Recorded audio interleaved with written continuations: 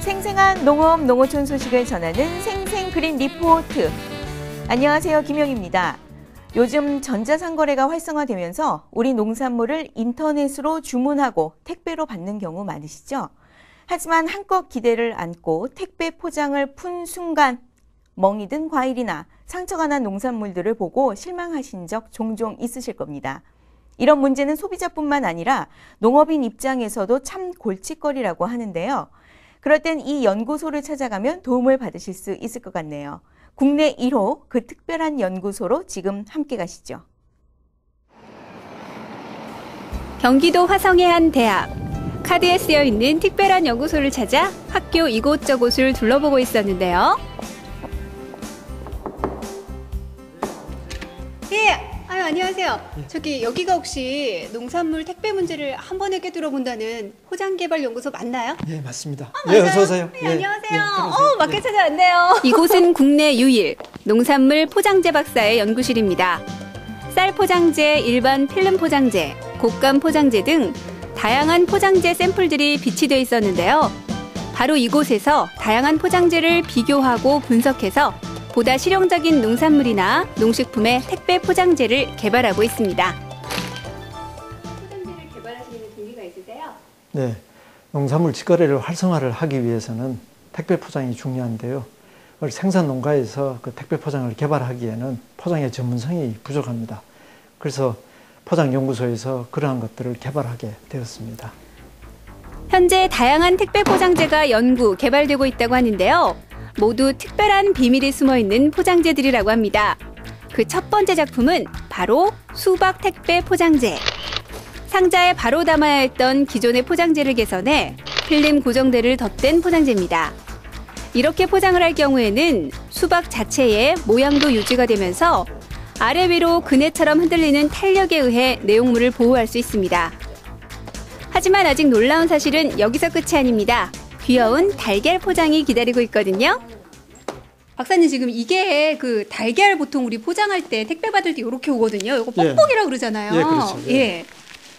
이거는 보통 계란 포장할 때, 택배 포장할 때 이걸 많이 쓰거든요. 근데 이거는 이제 바깥에는 완중 포장이 되는데 소리 들어보세요. 다 들려. 예. 달랑달랑하는 소리가. 이게 계란은 안에서 흔들리면 안 되거든요. 예. 흔들리면 깨지게 돼 있어요. 그래서 저희가 이제 이걸 보완하기 위해서 이렇게 이제 포장을 바꿔봤습니다. 그래서 이거는 이제 특수한 필름을 써서 계란이 흔들리지 않도록 포장을 한 거죠. 제가 한번 흔들어 보세요. 보면은 전혀 아무 흔들리는 소리가 안 나요. 이러면은 진짜 안전하게 택배를 받을 수 있겠네요. 그래서 요거 같은 경우에는 이제 위에서 누를 때 압력을 받을 수가 없잖아요. 그래서 이건 조금 더 그거까지 보완을 해가지고 포장을 다시 또 개발을 더 한 거예요. 이거 한번 떨어뜨려 볼까요? 네. 깨지죠? 하나도 안 깨졌어요. 그래서 이렇게 해서 계란이 흔들리지 않기 때문에 깨지지 않는 거예요. 네. 이렇게 포장하면은 계란도 택배를 이렇게 안전하게 받을 수가 있고. 지금 보시는 건 사과 택배 포장재인데요. 기존의 난좌가 약해 변형이 쉽게 되는 반면 새로 개발된 트레이는 깊이가 깊어서 과일의 흔들림이 적고요. 서로 부딪히지 않습니다. 하지만 안타깝게도 현재 우리 농산물 포장에는 몇 가지 문제점이 있다고 합니다. 예를 들어 외부 포장용 골판지 상자의 경우 대부분 과대 포장 상태입니다. 이를 개선하기 위해서는 포장 조립 공정이 간단하면서도 포장재 면적도 10% 줄일 수 있는 포장 용기가 필요합니다. 쌀 포장재 플라스틱 필름류는 두께 설정 등에 대한 정확한 검증이 없어 관행적으로 실시되는 경우가 많은데요. 소포장할수록 포장재 두께를 낮춰 원가 절감은 물론 친환경 효과를 누려야 한다고 합니다.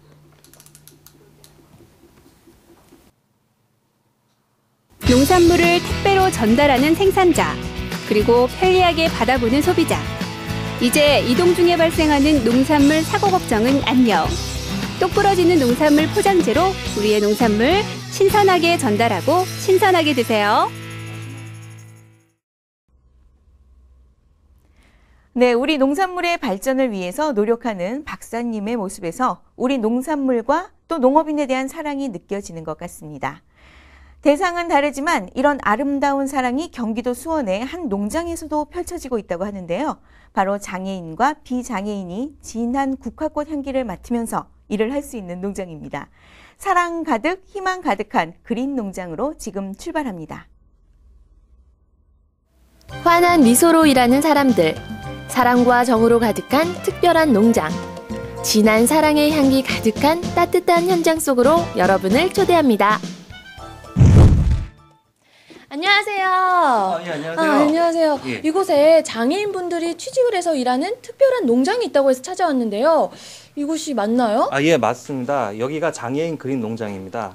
아, 장애인 그린 농장. 잘 찾아온 것 같은데요. 경기도 수원에 위치한 장애인 그린 농장은 지난 2008년 시작된 사업입니다. 특히 장애인들의 일자리 창출을 위해 비장애인은 물론 장애인들과 함께 작업을 진행하고 있습니다.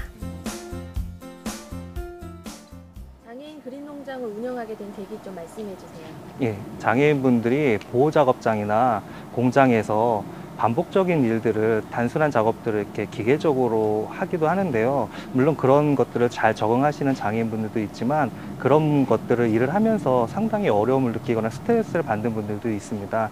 그런 분들을 직업평가를 통해 가지고 이런 흙을 밟으면서 흙에서 자라나는 생명체를 가꿈으로 해서 직업 재활뿐만 아니라 심리 정서적 안정까지도, 그런 것들까지도 얻을 수 있기 때문에 저희가 그린 농장을 시작하게 되었습니다.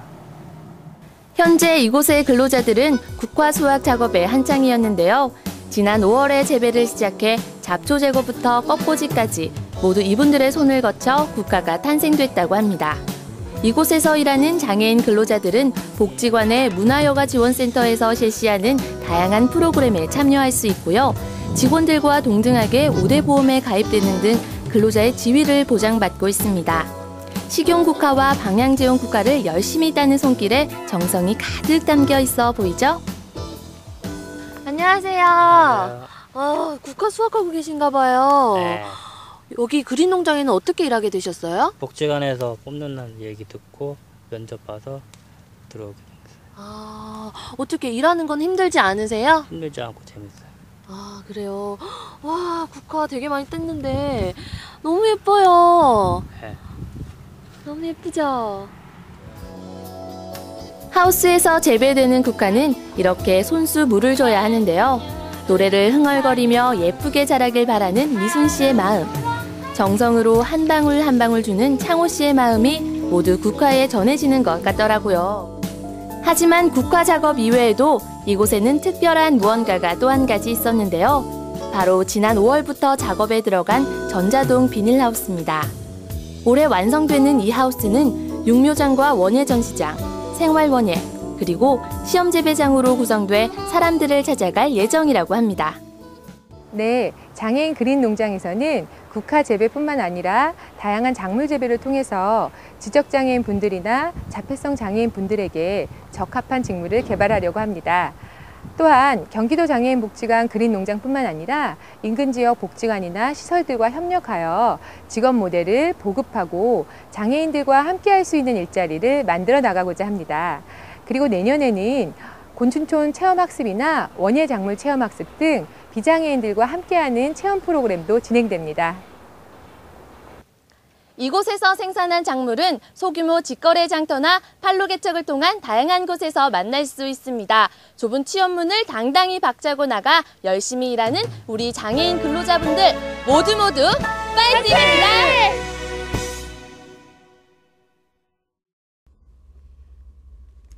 희망찬 미래를 생각하면서 파이팅을 외치는 모습 정말 힘차 보이네요.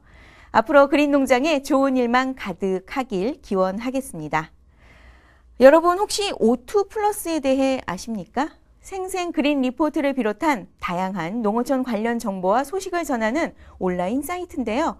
똑똑한 우리 날랄주부가 아주 강추하는 사이트라고 합니다. 날랄주부가 들려주는 O2 플러스 이야기 지금 시작합니다.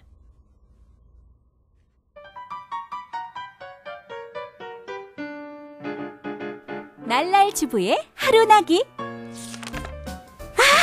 지금 시작한다. 저녁 무렵 농어촌의 풍경과 소식을 전하는 방송 보기를 좋아합니다. 왁자지껄 흥겨운 톤으로 미처 못 가본 국내의 구석구석을 소개하며 농어촌과 도시를 가깝게 만들죠. 이렇게 늘 나왔던 맛집 소개 수준에서 벗어나지 못하는 농어촌 방송 말고 뭔가 저 진한 사골국물 같은 맛의 농어촌 방송이 필요하달까? 그런 헛헛한 마음을 가지신 당신을 위해 소개합니다.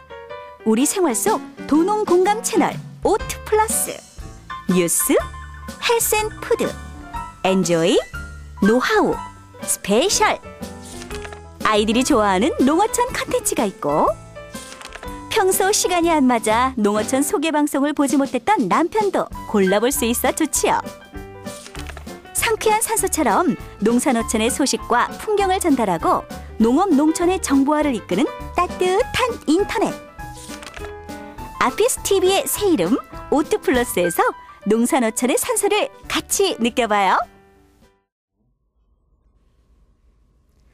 지구 온난화와 환경 오염이 계속되면서 아토피를 비롯한 특정 질환으로 고생하는 사람이 늘고 있습니다. 특히 생활 속에서 발생하는 다양한 유해 물질로 인해 고통을 받는 아이들이 많다고 하는데요. 유해 물질과 환경에 대한 이야기 이번 주 생생 환경 칼럼에서 나눠봅니다. 여러분 안녕하세요. 환경정의 조복현 기획운영국장입니다. 오늘은 생활 속에서 유해 물질이 미치는 영향에 대해 이야기하고자 합니다.